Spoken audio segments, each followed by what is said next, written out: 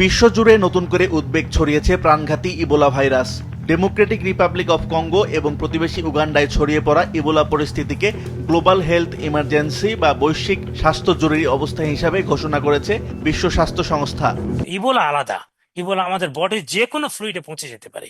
ইবোলাতে যেটা হয়, blood haemoglobin বেড়ে যায়, সেল রয়ে গেছে, পানি নাই, হিমোগ্লোবিন তো বেশি দেখাবেই, কিন্তু এই হিমোগ্লোবিন বেড়ে যাওয়া মানে কিন্তু ভালো কোনো সাইন না, এটা ডেঞ্জারাস সাইন।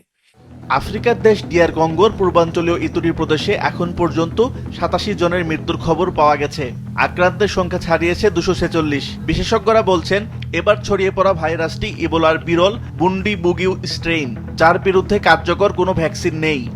কার্ডিয়াক অ্যারেস্ট করে ফেলে, কিডনিকে ড্যামেজ করে, কিডনি বন্ধ নষ্ট করে দেয় এবং ইউরিন সিস্টেম নষ্ট হয়ে যায়।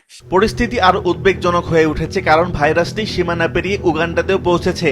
রাজধানী কাম্পালায় একজনের মৃত্যুর খবর নিশ্চিত করেছে দেশটির স্বাস্থ্য বিভাগ।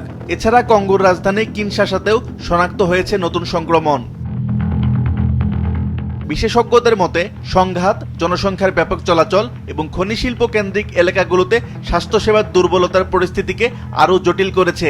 আফ্রিকার সিডিসি ইতিমধ্যে কমিউনিটি ট্রান্সমিশন বা স্থানীয়ভাবে সংক্রমণ ছড়িয়ে পড়ার সতর্কবার্তা দিয়েছে।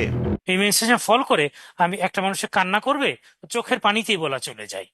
আপনি চোখের পানি, একটা মা একটা বাচ্চা বলা হয়েছে, ও যদি মনে করে চোখের পানিটা মুছে দিবে, ওই মা ইনফেক্ট হয়ে যেতে পারে।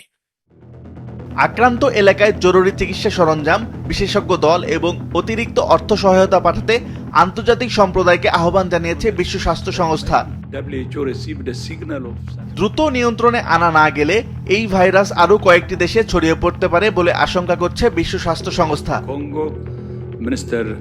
আসিফ আল আমিন, মাছরাঙা নিউজ ডেস্ক।